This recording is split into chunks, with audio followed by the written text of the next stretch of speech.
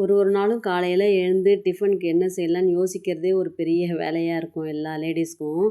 அது மாதிரி தான் நாளைக்கு என்ன செய்யலான்னு யோசிக்கும்போது மாவு காலி ஆயிடுச்சு, இட்லி மாவு. என்ன செய்யலாம், அடை என்ன செய்கிறதுன்னு யோசிச்சுட்டு இருக்கும்போது தான் சரி அடை செய்வோன்னு யோசனை வந்தது. டக்குன்னு ஒரு டம்ளர் பச்சரிசி, தேவையான பருப்புங்கள்லாம் சேர்த்து ஊற வச்சாச்சு.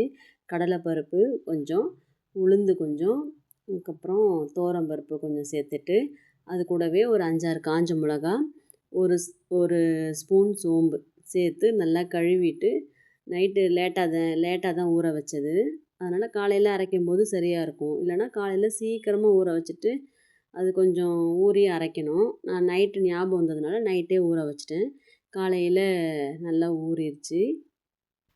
காலையில் ஒரு 2, 3 வாட்டி நல்லா கழுவிட்டு ரொம்ப நைஸாக அரைச்சிடக்கூடாது அடைக்கி. கொஞ்சம் பெருக்கே அரைச்சி நல்லா எண்ணெய் ஊற்றி வேக விடணும். இது கூடவே கொஞ்சமாக மிளகு, கொஞ்சம் சீரகம் சேர்த்து அரைச்சிக்கலாம். அரைச்ச மாவு கூட உப்பு சேர்த்துட்டு நான் வந்து முருங்கைக்கீரை போட்டு அடை செய்யலாம் அப்படின்னு யோசனை வந்துச்சு. சரி டக்குன்னு வீட்டு வாசல்லே முருங்கை மரம் இருக்குது. போயிட்டு 2 கொப்பு முருங்கைக்கீரை நல்லா துளிராக இருந்துச்சு. அந்த முருங்கைக்கீரையை எடுத்துகிட்டு வந்து நல்லா உருவிட்டு அந்த மாவோட வதக்கி போட்டுட்டேன். டேஸ்ட்டு நல்லாயிருக்கும் வதக்கி போடும்போது. கடுகு, உளுந்து, கொஞ்சம் கடலைப்பருப்பு சேர்த்து நல்லா பொன்னிறமாக வறுத்துட்டு அது கூடவே நம்ம நைஸாக நறுக்கின வெங்காயத்தை சேர்த்துக்கணும். தேங்காய் துருவி தேங்காயும் கொஞ்சம் சேர்த்துக்கணும். கடைசியில் முருங்கைக்கீரையை சும்மா 2 பெரட்டிட்டு கொஞ்சமாக பெருங்காயம் சேர்த்துட்டா நல்லாயிருக்கும். கீரையெல்லாம் வாங்கினோம்னா ஆயணுன்ற கவலையே இல்லை. இவங்க அழகாக உட்காந்து பொறுமையாக எல்லா கீரையும் ஆஞ்சு கொடுத்துருவாங்க. அதே மாதிரி முருங்கைக்கீரை கூட நல்லா ஒன்றா உருவி கொடுத்துருவாங்க. தேங்காய் உடச்சி நான் அழகாக கீறி கொடுத்துருவாங்க காலையில்.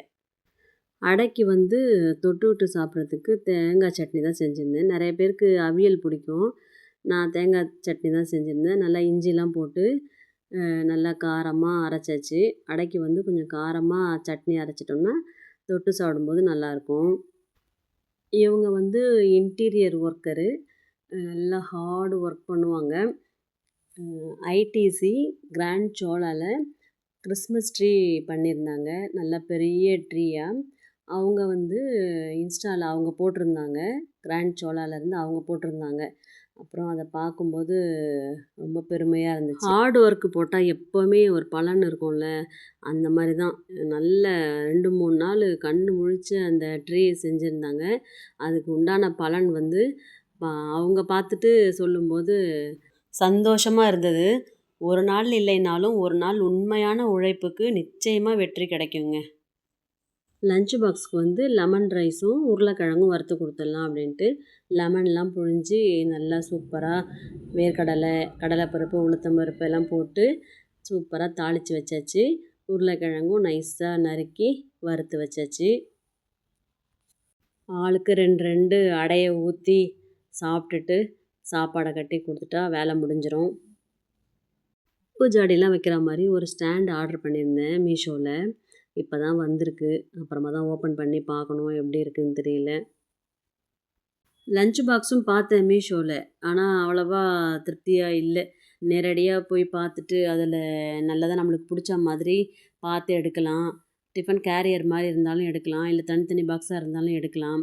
சரி வாங்குறதே நல்லதாக பார்த்து வாங்கிடலாம் அப்படின்ட்டு பார்த்தேன். அது செட் ஆகலை, அப்படியே விட்டுட்டேன். அது வடபழனி பாரதத்தில் கிடைக்கும். அங்கே தான் சரி போய் ஒரு வாட்டி பார்க்கலாமான்னு யோசிச்சுட்ருக்கேன். பையனும் மருமகளும் ஆனந்த் சாரோட வீட்டு ஃபங்க்ஷனுக்கு போயிருந்தாங்க. அவங்க தங்கச்சி பையனுக்கு கல்யாணம் முடிஞ்சிட்டு ரிசப்ஷன் அன்னைக்கு பண்ணியிருந்தாங்க. அதுக்கு தான் 2 பேரும் போயிருந்தாங்க பாண்டிச்சேரி. அங்கே தான் ரிசப்ஷனு. அவங்க ரொம்ப நல்ல குணம், நல்லா பேசுவாங்க. மருமகளுக்கு சொந்தக்காரவங்க, மருமக வீட்டு சைடு தான் அவர்.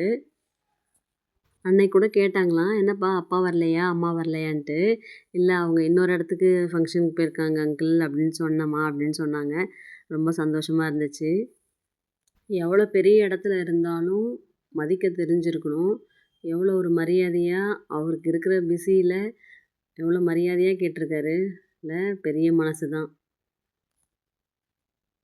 நம்ம வீட்டு கல்யாணத்துக்கெலாம் வந்திருக்காரு, பையன் கல்யாணத்துக்கு வந்திருக்காங்க. நல்லா பேசுவார். பேசியிருக்கேன் அவர்கிட்ட.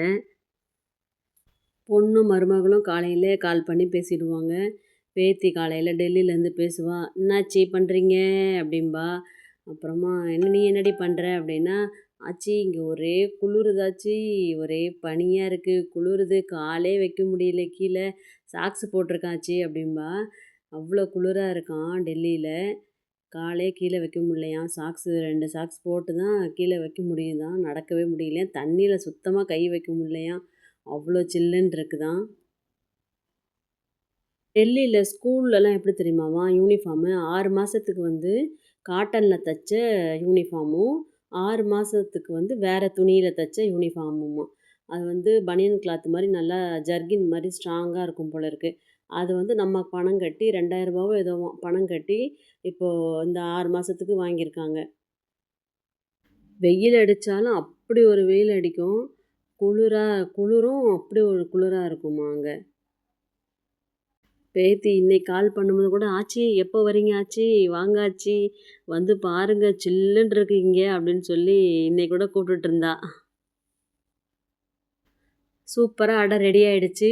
நல்லா மொறுமொறுன்னு சிம்மில் போட்டு நல்லா வேக வச்சு எடுத்தாச்சு. அது கூடவே தேங்காய் சட்னி வச்சு சாப்பிடும்போது டேஸ்ட்டு சூப்பராக இருக்கும். இவங்களுக்கு 2 அடையை சுட்டு கொடுத்தேன். சாப்பிட்டு பார்த்துட்டு டேஸ்ட்டு நல்லா இருக்குப்பா, நல்லா இருக்குது, முருங்கைக்கீரை போட்டிருக்கிறது சேர்த்து சாப்பிடும்போது நல்லாயிருக்கு அப்படின்னாங்க. அதுக்கப்புறம் காஃபி கேட்டாங்க. காஃபியை போட்டு கொடுத்துட்டு எனக்கும் சேர்த்து காஃபி கலந்து வச்சுக்கிட்டேன். அடையை நம்ம சாப்பிட்டு அதுக்கப்புறம் குடிச்சிக்கலாம் அப்படின்ட்டு லஞ்ச் பாக்ஸை பேக் பண்ணி கொடுத்துட்டேன். இவங்களும் கிளம்பிட்டாங்க. எனக்கும் 2 அடையை சுட்டு வச்சுக்கிட்டு தேங்காய் சட்னியோடு எடுத்துகிட்டு போயிட்டு டிவி ஆன் பண்ணேன். ஜோதி டிவி தான் காலையில் ஓடிட்டுருக்கோம் நம்ம வீட்டில். ஜோதி டிவி ஆன் பண்ணும்போதே எனக்கு பிடிச்ச பாட்டு ஓடிட்டு இருந்துச்சு, அப்பன் பாட்டு.